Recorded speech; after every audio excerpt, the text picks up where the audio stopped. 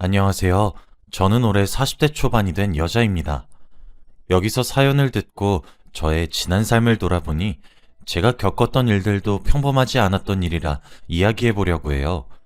다들 듣고 드라마에서만 봤던 일이 현실에서도 일어나서 신기하다고 생각하실 겁니다. 저도 이 일을 겪는 상황 속에서도 꿈인지 생신지 헷갈렸을 정도니까요. 아무튼 저의 이야기를 시작해 보겠습니다. 저와 남편은 친구의 소개로 만나게 되었어요. 친구인 태훈이는 저와 대학 동창이었는데 제가 나이가 30살이 넘어서도 결혼을 못하고 있으니 자기 주위에 괜찮은 친구가 있다며 소개를 해주겠다고 하더라고요. 사진을 봤을 때 잘생겼었고 직장도 있는 남자여서 호기심에 만났습니다. 그런데 그 남자를 처음 만났을 때 제가 너무 기대를 했던 탓인지 생각외로 제 마음에 쏙 들진 않더라고요. 그래서 다음에는 만날 일 없다고 생각했고 잠깐 스쳐가는 인연이라고 생각했죠. 하지만 그 남잔 달랐나 봐요. 첫 만남부터 저한테 솔직하게 자신의 마음을 표현했고 저한테 빠르게 다가왔습니다. 제가 마음에 든다며 계속 만나고 싶다고 말을 하는 남자를 끊어낼 수 없었죠. 그래서 저도 모르게 그 사람과 두 번, 세 번 계속 만나고 있더라고요. 만날수록 괜찮고 좋은 사람이라고 느껴졌고 연애하는 3년 동안 단 한 번도 싸운 적이 없었기에 고민하지 않고 결혼식을 올렸습니다. 제 친구들도 어떻게 저런 남편을 구했냐며 저한테 부럽다고 했고 저도 그 말이 싫지 않았죠. 지인들의 부러움을 사면서 행복한 결혼식을 올렸습니다. 다행히도 양가 부모님도 저희의 결혼을 축하해 주셨어요. 시부모님도 저를 굉장히 아껴주셔서 시댁살이는 걱정도 하지 않았죠. 저희는 분가를 하면서 살았고 처음에는 너무 행복한 결혼 생활이었어요. 일어나면 제 옆에는 제가 사랑하는 사람이 누워있고 같이 출근 준비를 하는 것과 퇴근을 하고 자기 전에 둘만의 시간을 보내는 게 너무 행복했거든요. 집에 돌아오면 저를 반겨주는 사람이 있으니 얼른 집에 가고 싶을 정도였습니다.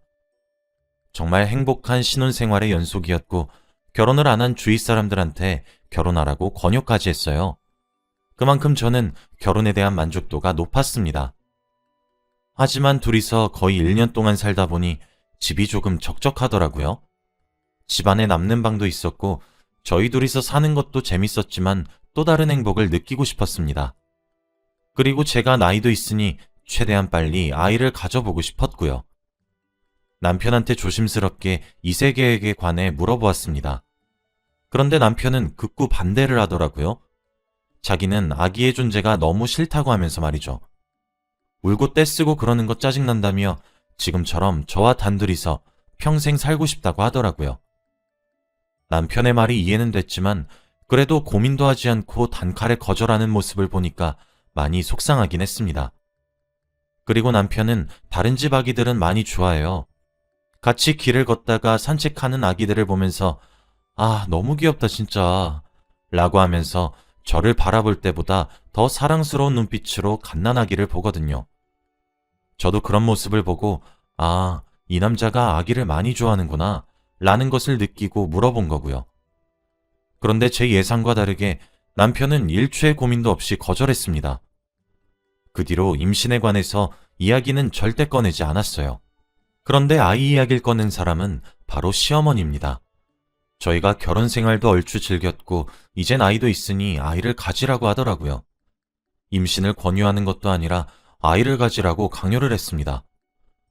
자기 주위에는 벌써 손주를 본 사람이 많다며 시어머니가 그 사람들 사이에서 손주 자랑 언제까지 들어야 하냐며 자기를 생각해서라도 낳아달래요.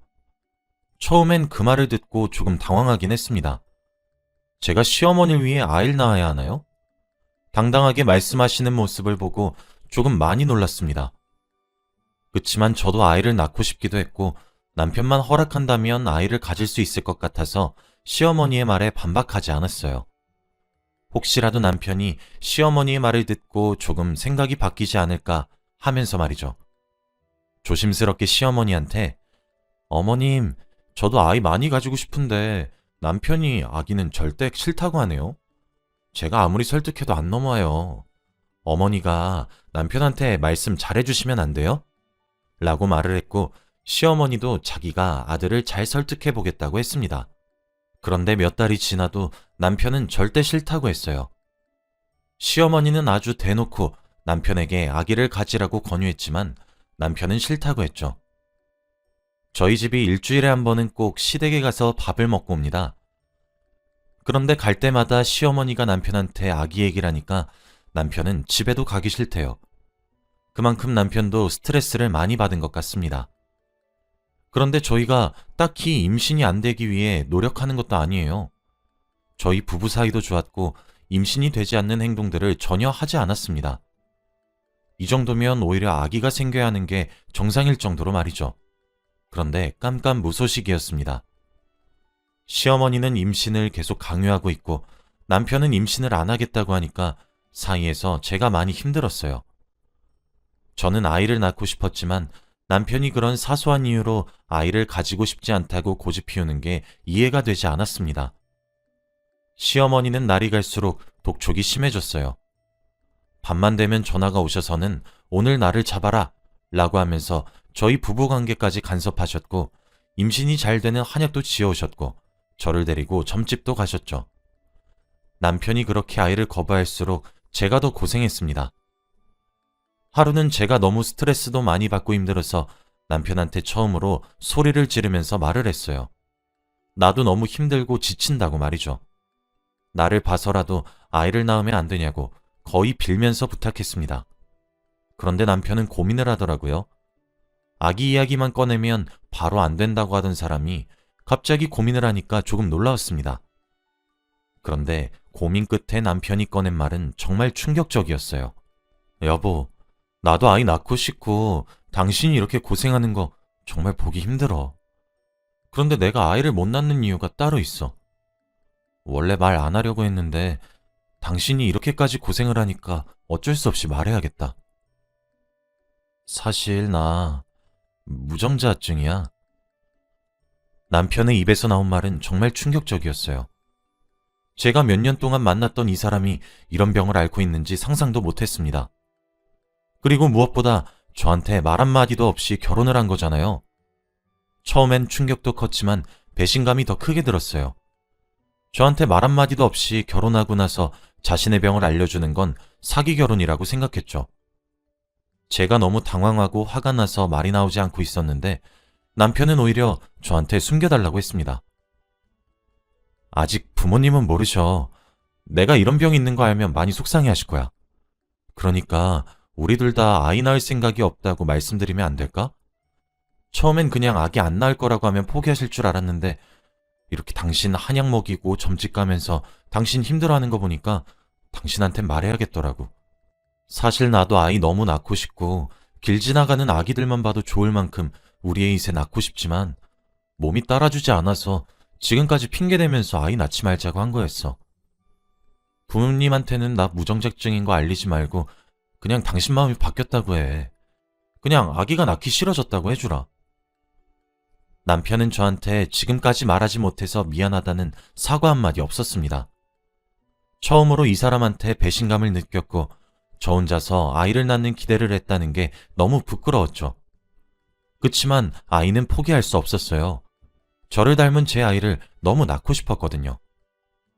저는 혼자 오랜 고민 끝에 인공수정이라는 것을 알게 되었습니다. 남편한테 인공수정을 하는 건 어떻겠냐고 말을 했고 남편도 다행히 좋다고 했습니다. 바로 병원을 알아보았죠. 다행히 시어머니도 좋다고 하셨습니다. 그저 자신은 손주가 생겼으면 좋겠다고 하면서 말이죠. 드디어 저도 아이를 낳을 수 있다는 기대감에 기분이 잔뜩 좋아졌고 남편도 응원해 주었습니다. 몇 번의 시도 끝에 임신에 성공했습니다. 드디어 간절히 원하던 임신을 성공하고 나니까 세상이 달라 보이더라고요. 정말 행복하고 앞으로의 미래가 너무 기대되었습니다. 남편도 저에게 헌신적으로 잘해주었죠. 남편에게 처음으로 무정자증 소식을 들었을 때의 배신감은 잊은 지 오래였습니다. 너무 행복한 결혼 생활이었어요. 아이를 낳는 순간까지도 너무 행복했어요. 그리고 아이 얼굴을 본 순간에는 눈물이 터지고 말았습니다. 이 귀한 아이가 과연 제 뱃속에서 나왔다고 생각하니까 너무 감격스러웠거든요. 이제 셋이서 행복한 가정을 꾸릴 생각을 하니 기분이 좋았습니다. 그런데 아이를 낳고 집으로 돌아오니 집안 사람들이 조금씩 변하기 시작했어요. 시어머니는 처음부터 제가 다른 남자의 아이를 임신했다며 저를 아니 꼽게 보시고 멀리 하셨습니다. 마치 제가 바람을 피우고 온 불륜녀로 보면서 말이죠.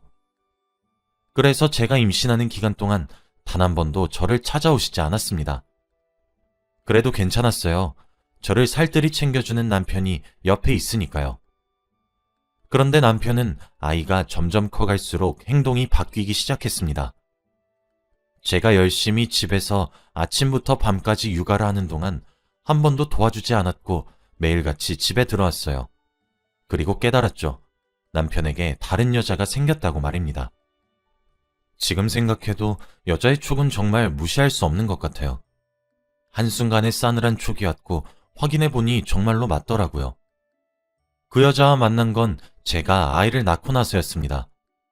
그때 아이가 태어난 지 돌이 지난 후였으니까 조금 오래된 편이었죠.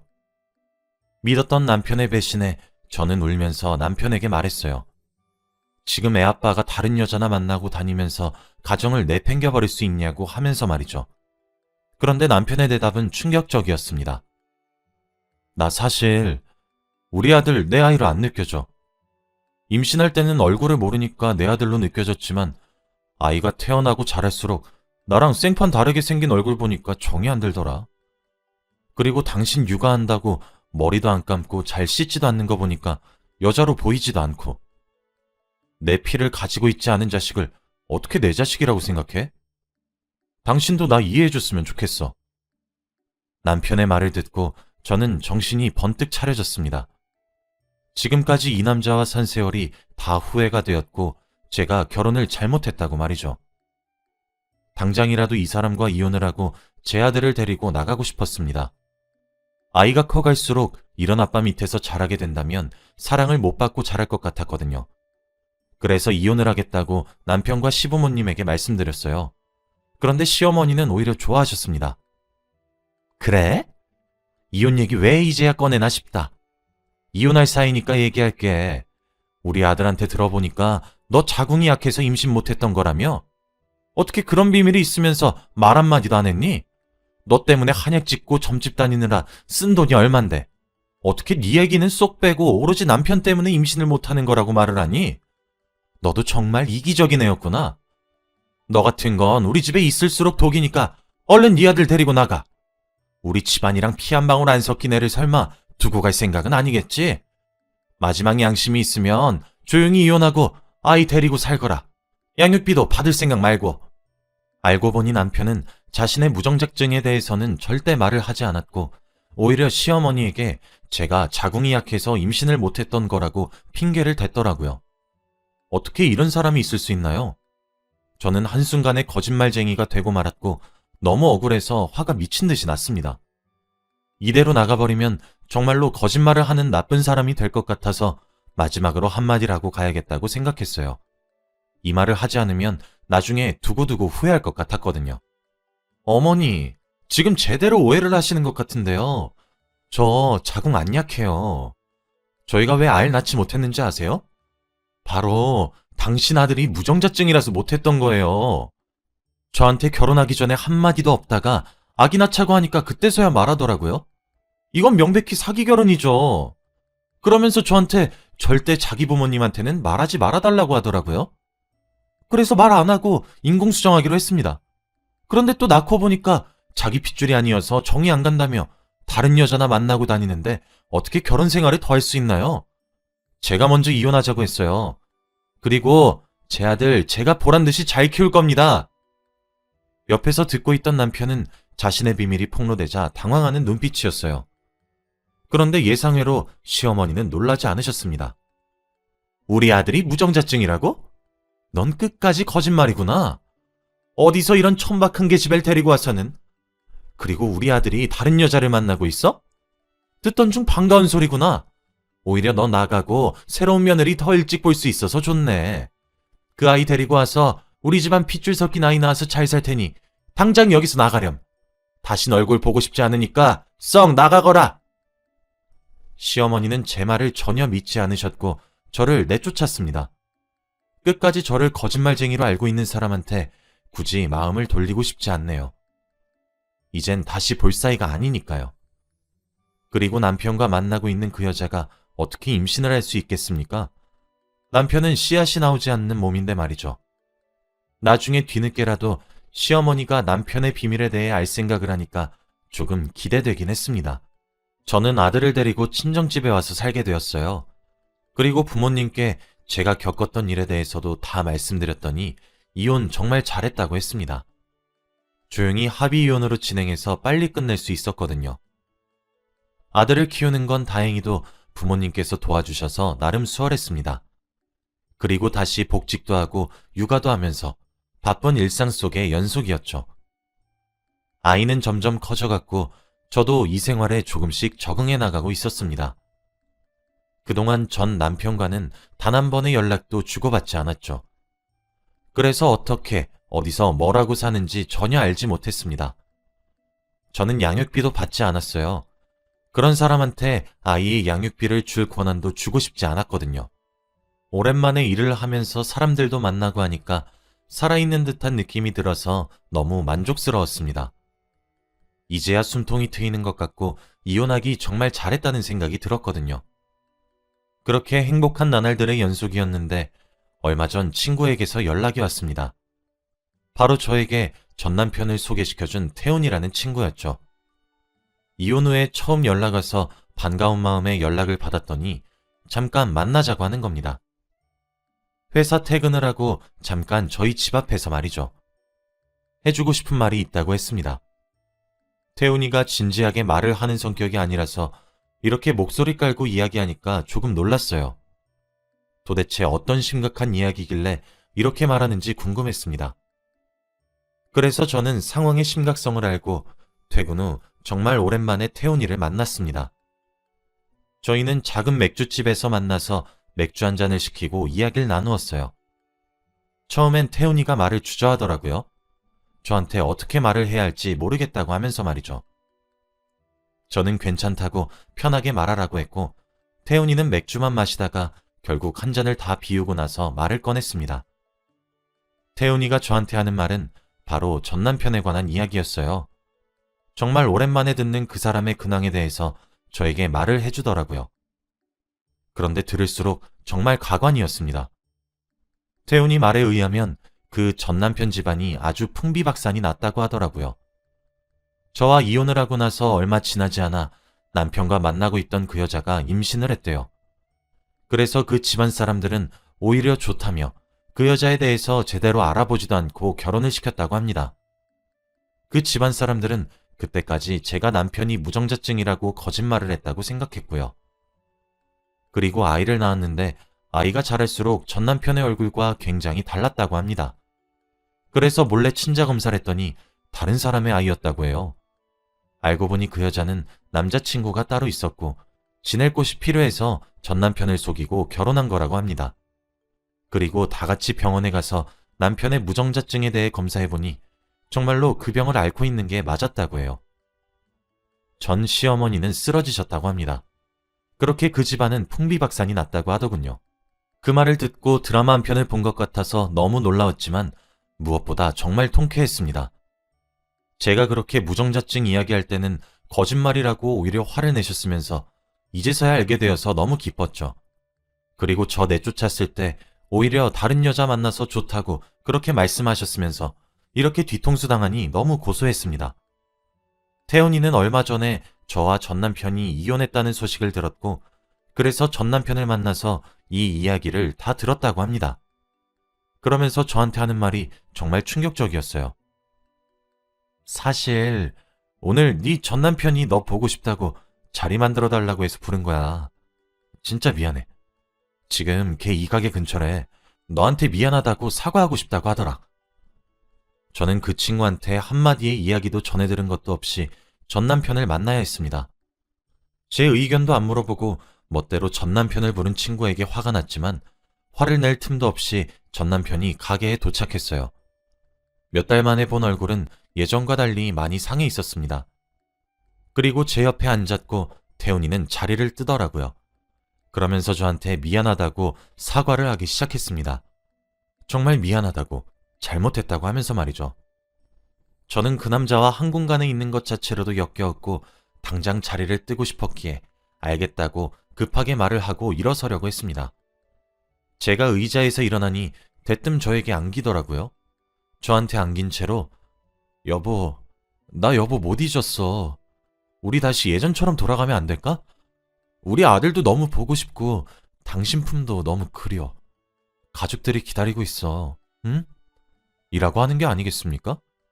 저는 그 말을 듣고 화가 미친 듯이 났고 안겨있는 전 남편을 떼어내서 뺨을 내리쳤습니다. 너 양심도 없니? 내 아들 절대 네 아들 아니야. 다신 연락하지 마. 저는 매몰차게 그 가게에서 빠져나왔고 태훈이한테 연락했습니다. 그리고 다시는 보지 말자고 연락했어요. 저한테 한마디의 상의도 없이 그런 약속을 잡는 건 저에 대한 예의가 아니라고 생각했거든요. 저는 집으로 돌아와서도 화가 가라앉지 않았습니다. 그리고 태훈이와 전 남편으로부터 연락이 굉장히 많이 왔는데 둘 다 차단했죠. 저는 그 뒤로 그 둘을 만난 적이 없습니다. 보고 싶지도 않았어요. 양심도 없이 자기 즐길 거 다 즐겨놓고 저한테 다시 돌아와 달라고 한다뇨. 양육비도 한번 보낸 적 없으면서 아들이 보고 싶다뇨. 정말 말도 안 되는 소리죠. 저는 이혼 후 더 강해졌고 이런 일에 약해지지 않을 수 있게 되었어요. 역시나 엄마의 힘은 남다르더라고요. 그날 이후로 아들에게 더 애정과 사랑을 표현하고 있고 행복하게 살려고 노력 중입니다. 지금 생각해도 이혼하기를 정말 잘한 것 같아요. 지금 바람은 혹시나 아이가 커서 아빠를 보고 싶어 할까봐 걱정인데 절대 둘이 만나지 않았으면 좋겠습니다. 제 이야기는 여기까지예요. 들어주셔서 감사합니다.